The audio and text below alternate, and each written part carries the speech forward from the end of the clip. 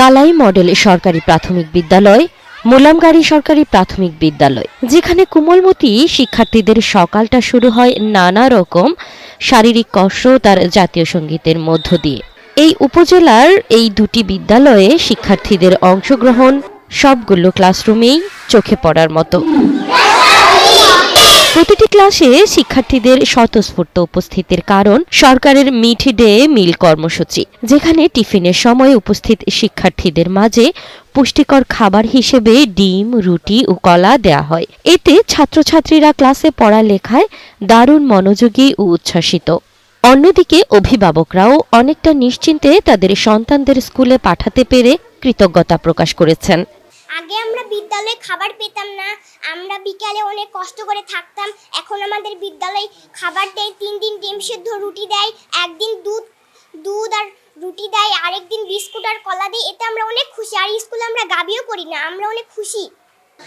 বিদ্যালয়ে আমাদের প্রতিদিন পুষ্টিকর খাবার দিচ্ছে, যে খাবারগুলো আমরা মাসে একবারও খেতে পারতাম না, বাসায় খেতে পারতাম না, সেগুলো এখন আমাদের প্রতিদিন বিদ্যালয়ে দিচ্ছে। এখন আমাদের টিফিন দেয়, আমি স্কুলে আসি, আগে আমি টিফিন নিয়ে আসতাম না, আমার বাড়ি অনেক দূরে। সরকারের যে উদ্যোগটা নিচ্ছে এটা আমরা অভিভাবকরা অনেক খুশি, এবং অনেক দরিদ্র বাচ্চাদের পুষ্টিকর খাবার পেয়ে বাচ্চারাও খুশি। উদ্যোগটা খুবই গুরুত্বপূর্ণ ছিল দেশের জন্য, এবং সারা বাংলাদেশে যদি এটা প্রচলিত করা যায় এবং দেশের জন্য খুবই উপকার হয় আর কি। মিড ডে মিল কার্যক্রম যে চালু হয়েছে, এটা আমাদের বাচ্চাদের জন্য অনেক ভালো একটা কার্যক্রম। আমরা এতে উপকৃত হয়েছি, বাচ্চারা উপকৃত হয়েছে, এই জন্য সবাইকে ধন্যবাদ।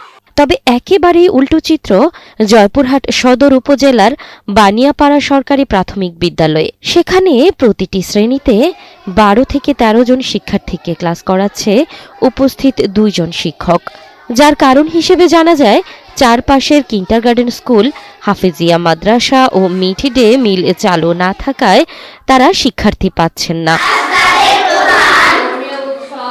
এদিকে শিক্ষকরা বলছেন, মিড ডে মিল চালুর পর এসব স্কুলে উপস্থিতির হার 95 থেকে 99% বেড়ে গেছে। শিক্ষার্থীরা এখন সময় মতো বিদ্যালয়ে আসে এবং ক্লাসে বেশি মনোযোগী। এক্সট্রিম মশার কয়েল প্ল্যান্ট ফাইবার দিয়ে তৈরি, ডেঙ্গু, চিকুনগুনিয়া বাহি সহ যে কোনো মশার বিরুদ্ধে দেয় এক্সট্রিম সুরক্ষা। মিড ডে মিল চালু করার আগে আমার বিদ্যালয়ে এবং আমার উপজেলায় বিভিন্ন বিদ্যালয়ে ছাত্রছাত্রীর উপস্থিতি কম ছিল, কিন্তু মিড ডে মিল চালু হওয়ার পরে ব্যাপক শিক্ষার্থী উপস্থিতি বৃদ্ধি পেয়েছে, এটা আমরা লক্ষ্য করছি।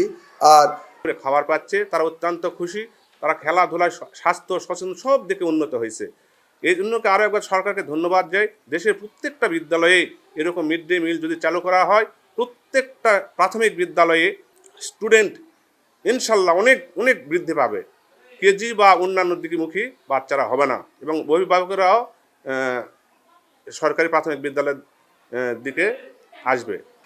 আমার স্কুলে মোলামগাড়ি সরকারি প্রাথমিক বিদ্যালয়ে স্টুডেন্ট সবসময় বেশি। আমরা 11 জন শিক্ষক, সবসময় আমরা কাজের মধ্যেই থাকি। তো আমাদের স্টুডেন্ট মিড ডে মিল চালু হওয়ার পরে অনেক বেশি আসতেছে। আমরা যা উপস্থিতি 95 থেকে 100% আমাদের স্কুলে উপস্থিতি।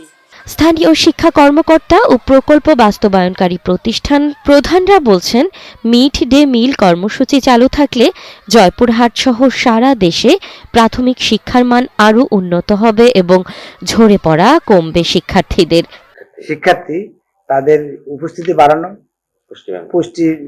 পুষ্টির মান বৃদ্ধি করা এবং ঝরে পড়া রোধ করা, এবং এই ধারাবাহিকতায় আমরা এই 12টা উপজেলায় এই সংস্থা 1592টি স্কুলে 15 লক্ষর অধিক ছেলে মেয়েদের আমরা এই ধরনের খাবার সরবরাহ করছি।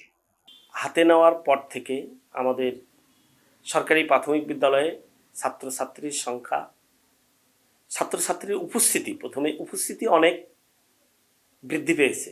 এই উপস্থিতি প্রায় 99% দেখা যাচ্ছে। এছাড়াও আমাদের সরকারি প্রাথমিক বিদ্যালয়ে ছাত্রছাত্রীর ভর্তির সংখ্যাও বৃদ্ধি পেয়েছে। পুষ্টি ও শিক্ষাকে একসঙ্গে নিশ্চিত করতে জয়পুরহাটের কালাই উপজেলার ৫৪টি প্রাথমিক বিদ্যালয় সহ রাজশাহী বিভাগের আরও ১২টি উপজেলায় মোট ১,১৭৩টি বিদ্যালয়ে মিড ডে মিল প্রকল্প বাস্তবায়ন গাক নামে সংস্থাকে আর্থিকভাবে সহযোগিতা করছে বাংলাদেশ সরকারের প্রাথমিক শিক্ষা অধিদপ্তর এবং কারিগরি সহযোগিতা করছে বিশ্ব খাদ্য কর্মসূচি।